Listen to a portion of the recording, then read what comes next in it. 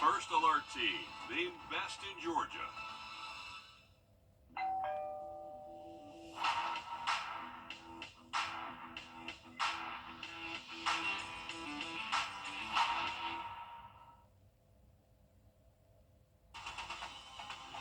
Live from Augusta, you're watching News 1226 this morning. An Augusta mother refuses to have her child become a statistic. Kevin Coatney's case has gone cold. Coming up, we hear from the only person in charge of the cold case unit on what they need to move forward. Life-saving care could come to about half a dozen hospitals in our area. Wellstar, MCG, and AU are a part of expansion plans for some of our more rural areas. We're going to have those details just ahead. But first, good morning. Thank you for joining us. I'm Nick Proto. And I'm Ashley Campbell. It is 6 o'clock on your Friday. Grab that coffee if you head out the door to keep you warm, because it's chilly outside. Yeah, we're at the freezing mark. We have been for the last half hour in some of our western counties. 32 to 30. Talking about some very strong winds and a cold front and a first alert, which we'll get to for the full forecast coming up shortly. Approaching 6:02. A hope to improve maternal health in Georgia. Wellstar, MCG, and AU are working together to expand care for expecting mothers in our area. Time can sometimes be the difference between life and death. So your Taylor Martin's live in the medical district today on what they'll do. Taylor? Well, Wellstar and the Medical College of Georgia are bringing life-saving equipment to help bridge the gap for pregnant mothers who are needing that critical health care. Hospitals in Burke County, Jefferson County, Jenkins County, and more are all getting help that could save the lives of mothers and babies. Right now, leaders at Jefferson Hospital say they have no way to monitor mom or baby at their facility currently. It's the reality many rural hospitals face, making circumstances more difficult when there are emergencies. We're an hour away from a labor and delivery unit, and so a lot of the times the patients in labor come here. And unfortunately, we don't have very much equipment for that. This new equipment will roll out as well as the training within the next couple of weeks. Okay, thanks for highlighting that for us, Taylor. We're going to see how this will help some of our rural areas in the future. There are nearly 200 unsolved homicide cases and time now 6:07. Local organizations coming together to recognize a group that's hard at work in our community. Leaders hosted a thank you meal for Team Rubicon last night. Their crews have been in Augusta for more than 100 days helping with Helene cleanup. They've checked on roof tarps, brought out their chainsaws, and picked up debris. One commander says being in a community like ours is humbling. I can't say enough good stuff about the community, people like Pond Maintenance and Coastal, who's hosting us tonight. It's just been every day somebody pulls us aside and gives us a hug and tells us that they have seen us out in the field and they're glad to see us and they know that we're doing great stuff for them. And like I said, it's just humbling. He says they're extending their efforts until March 23rd, as long as the city and county needs them. Still ahead, an urgent call from Georgia Democrats. They want Governor Brian Kemp to apply for this year's summer EBT program. He refused the federal funds last year, while they found this program useful this year. Coming up. Well, we were a lot colder here this morning. Temperatures real close to freezing, widespread in the western counties. A clear view at morning traffic. Well, the setup for the weekend may not be just as nice as today. That's coming up next.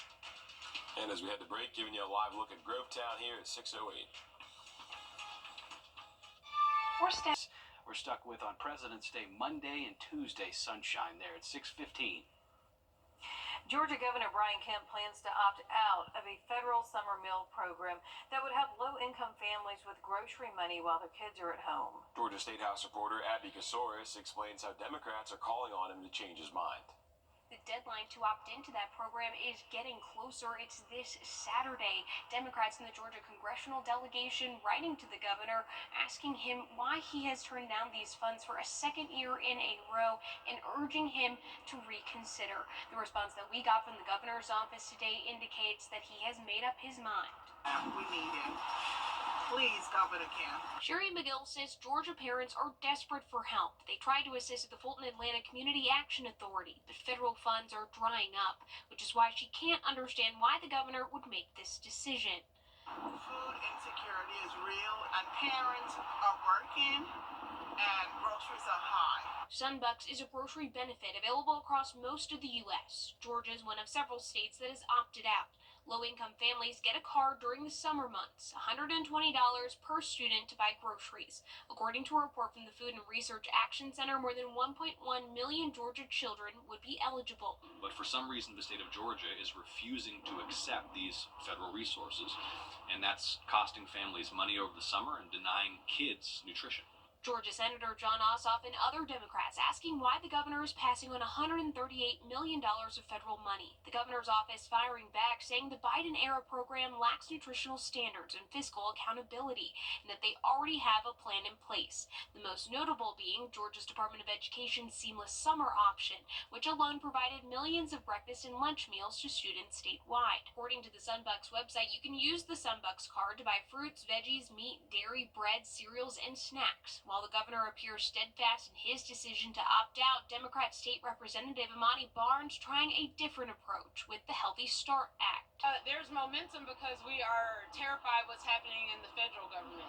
So we don't know if we're even going to get these federal funds that help us tremendously. Her bill would have the state pay for students who qualify for free and reduced lunch, incorporating as many Georgia-grown products and produce as possible to help Georgia's ag economy.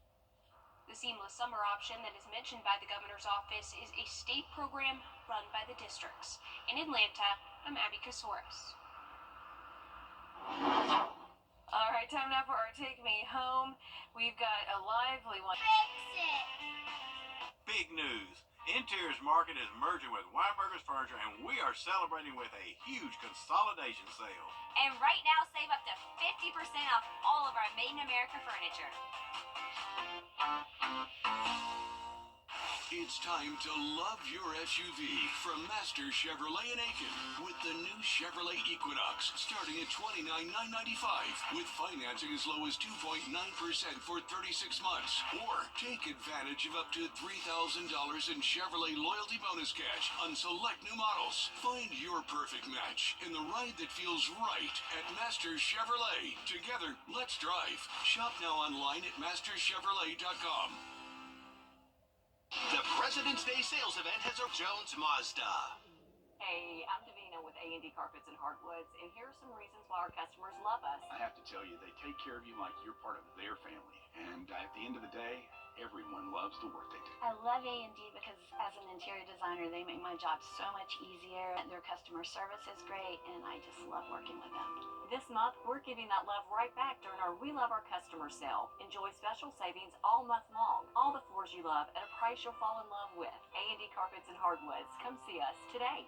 Time to join the Morning Mix Mug Club, sponsored by All Weather Heating and Cooling. Head to wrdw.com/Morning Mix to win a Morning Mix mug. And catch the mix Wednesday and Friday mornings to see if you're a winner. Enter today.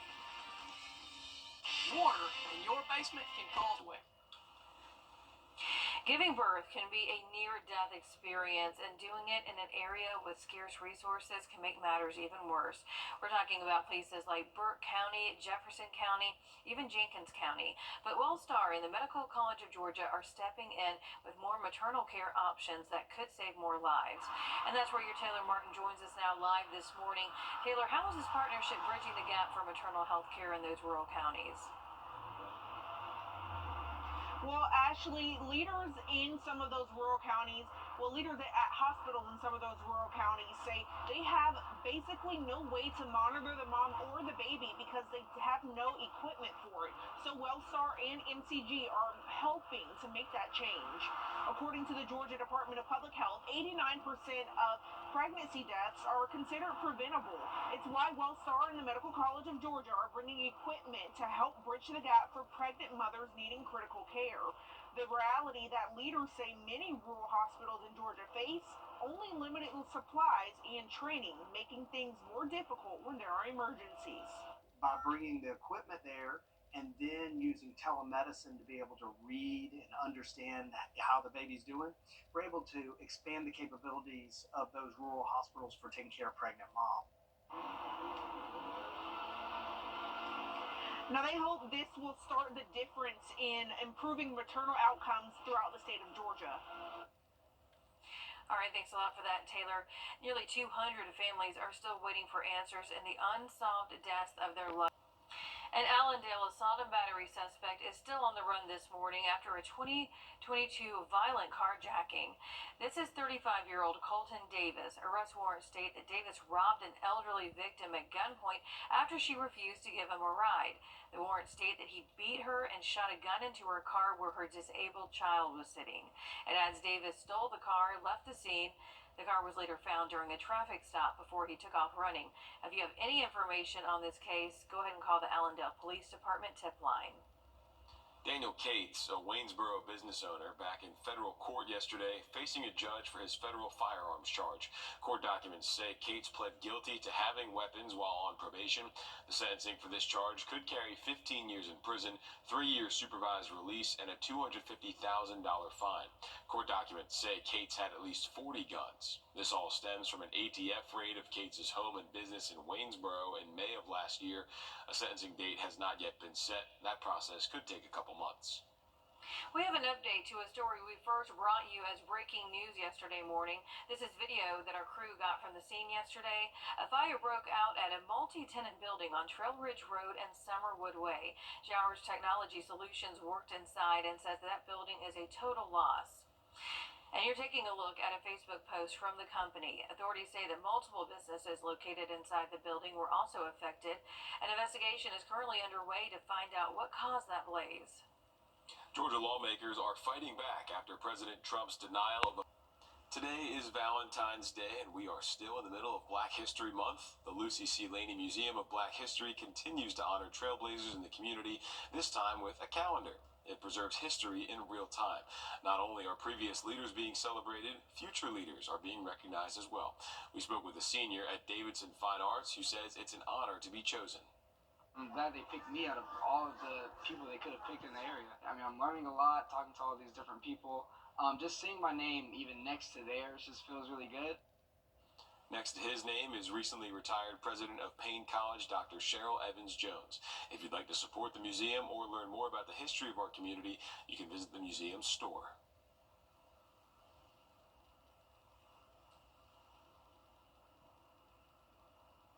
Celebrating love on this Valentine's Day, how one couple is trucking along more than 70 years later. We're going to have their story coming up.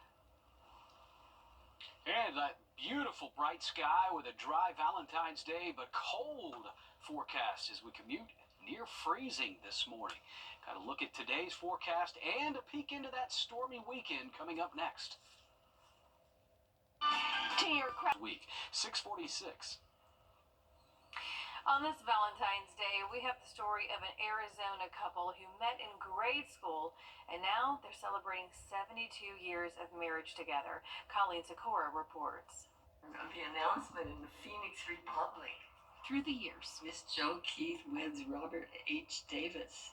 over more than 7 decades, 1953. Joe and Hutch Davis It's rich looking back.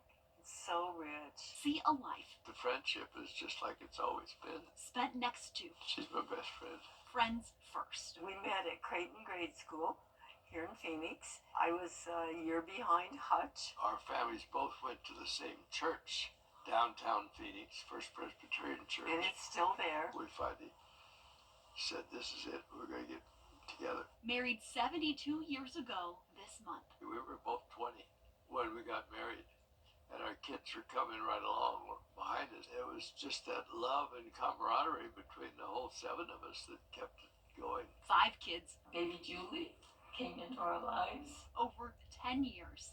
No challenge. We just did it. I remember a few challenges, Hutch. But challenges never meant the end. We could have disagreements and not want to talk to each other, but it was the kids. I mean, we knew we had a good thing going, and I think that would always be what was the joy that held us. With each other. We like to have adventure together, Hutch. Well, Whether it was going and climbing a mountain or driving down a road that we shouldn't have been on. Even now into their 90s. When I met Hutch, I just loved to be with him and talk with him.